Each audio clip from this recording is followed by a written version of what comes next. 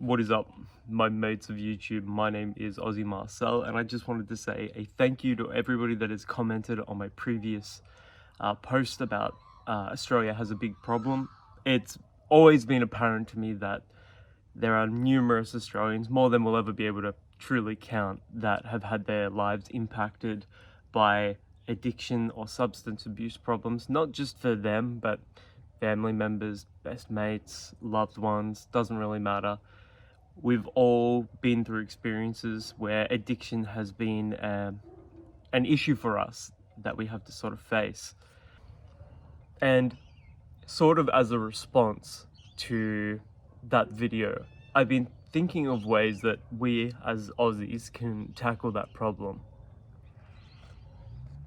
Also wanted to just say, as a little point of like lighthearted humor, in that last video, I was drinking water out of a clear glass, and I've never seen myself drink water before, like out of a clear glass.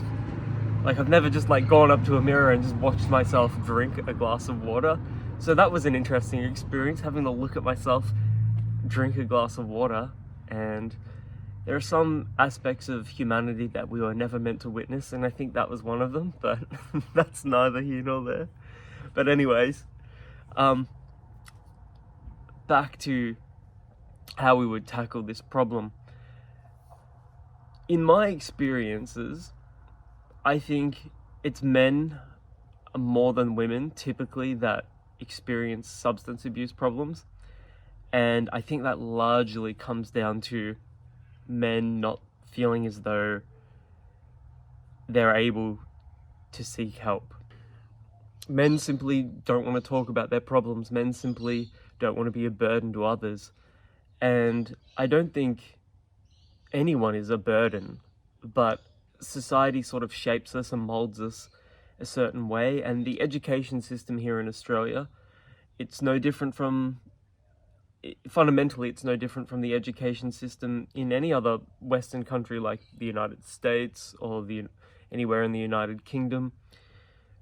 We are shaped a certain way by the school system, and once we're out of that school system, it's sort of like you've got these adult kids roaming around trying to, make a go of it, make the best out of their situation. And a lot of people fall into like a bad social circle, or they go through a bad breakup, and unfortunately, because they don't know any better, because we don't really know any better, we turn towards substances, we turn towards addictions. And I think in the last video I made it it was focused more on alcohol and cocaine, but in reality, there's way more things you can be addicted to than just that. You can be addicted to a certain feeling. You can be addicted to a certain mindset that keeps you down. You can be addicted to video games. Like, when I was in high school, I played a bit of World of Warcraft. I know it's super nerdy. I own it. I don't care. But I think most Aussie teenagers when I was in high school played either a little bit of World of Warcraft or a bit of old school RuneScape, or both. And those of you that know will know what I'm talking about. But it's not just that, it's food. It's soft drink or soda or pop. If you're in America, you'll know it as like soda. It's not just drugs. One of my best mates, Shannon, and I were having this discussion the other day, and we were talking about drugs, and he said that if you're going to talk about the issue of drugs, you also have to talk about sugar being one of the most addictive substances on the planet. You also have to talk about caffeine. I've got a coffee right here. I mean, it's probably, I don't consider it a vice, but I'm sort of approaching it from a place of bias, but it's sort of like the one thing in my life that I love my morning coffee,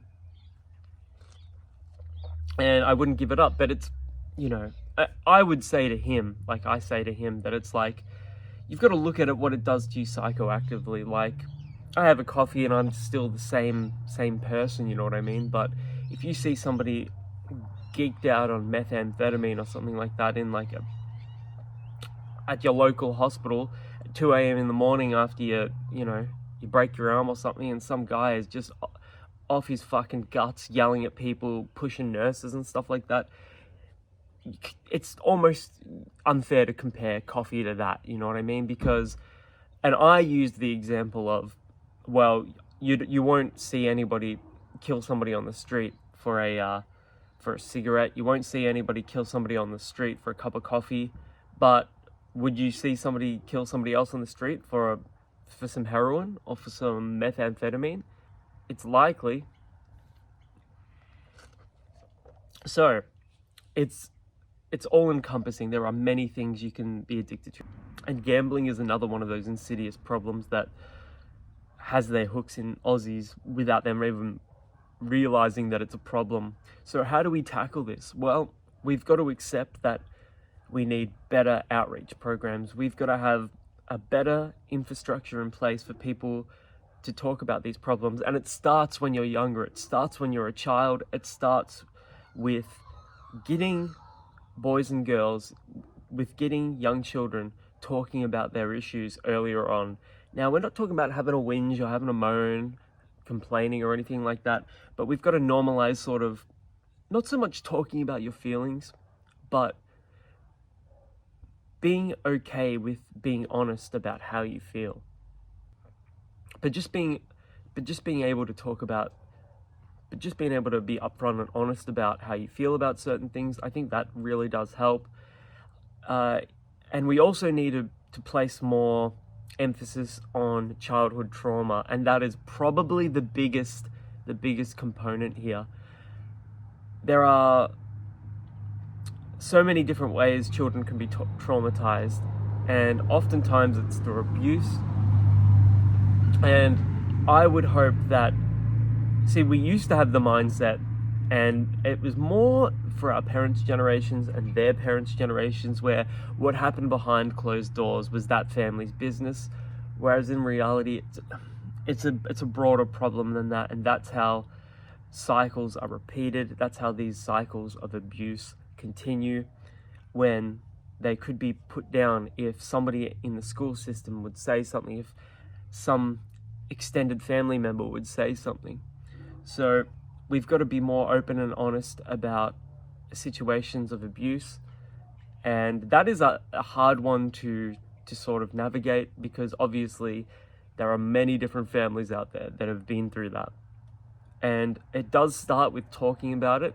And if a problem arises, if there's an issue of domestic violence, if there's an issue of, you know, some sort of altercation that isn't typical of a healthy, loving relationship, you've got to stamp that shit out immediately. You've got to have somebody step in, and if there are children involved, you know, that childhood trauma, most childhood trauma is learnt within the first 2 years of life. And a child not experiencing the love and attention they deserve, especially in those vital formative years, you know, it's something that we really need to address as a nation. And I would do that by having more programs in place. I would do that by educating these children that are going through the school system to be open, to be honest about their home situation, because there are unfortunately some mums and dads out there that aren't fit to be parents, and they'll probably be the first people to tell you that. And not everybody is cut out to be a parent, to be a mum or a dad, and that's a sad fact of life. I had a beautiful childhood. You know, my dad is one of my best mates. My mother is one of the most beautiful people alive. And when they went through their divorce, and when that divorce occurred, I was probably like 13 years old, and I was like a mature 13 years old. You know, I just wanted my parents to be happy, and if that was for them to be apart, then that's okay. And I was lucky enough, or I should say fortunate enough, that my dad found somebody that I also call mum. You know, she's also an incredibly beautiful woman, and I'm proud to call her mum, and I'm proud to call my stepbrothers my brothers. There's no stepbrother bullshit in our family. They're just my brothers. I grew up with them. You know, I've got more beautiful memories with them than I can count. And so I know I'm an outlier in that situation. I know not everybody has that sort of outlook and has that sort of experience. But it's just about being open, being honest. It's about Australia reprioritizing Australians. You know, we need to have these systems in place to help Aussies, not ignore them. And I think a lot of people in Australia right now are experiencing that. They are feeling ignored.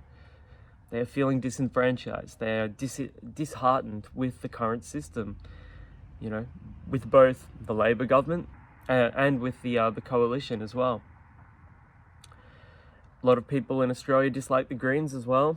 Fun fact, when I was in high school, I used to hand out leaflets for the Greens party because I didn't care about any economic issues. I was an idealistic teenager. I was an idealistic punk rock kid. I just cared about the environment. That was the only issue that I cared about. But I acknowledge that and I own that I was just a kid. I'm still kind of just a kid in a way, but... So, I want to know from you guys, what would you do to change this situation? What systems would you put in place to make positive, lasting changes for these Australian families? I would educate children when they're young. If there are children going through domestic situations, I'd be doing whatever I could to get them out of that, because it's better to have a loving adoptive family or a loving foster family than it is to have a biological family that doesn't care for you and that doesn't treat you like a priority at all. Especially if there are issues of, you know, addiction, substance abuse problems, etc. Anyways, thank you for giving me the opportunity to speak some of my thoughts again. I hope you enjoyed the video. As always, guys, you know, engage in the comments. Let's get some beautiful discussions going. And until the next one, I'll catch you guys around.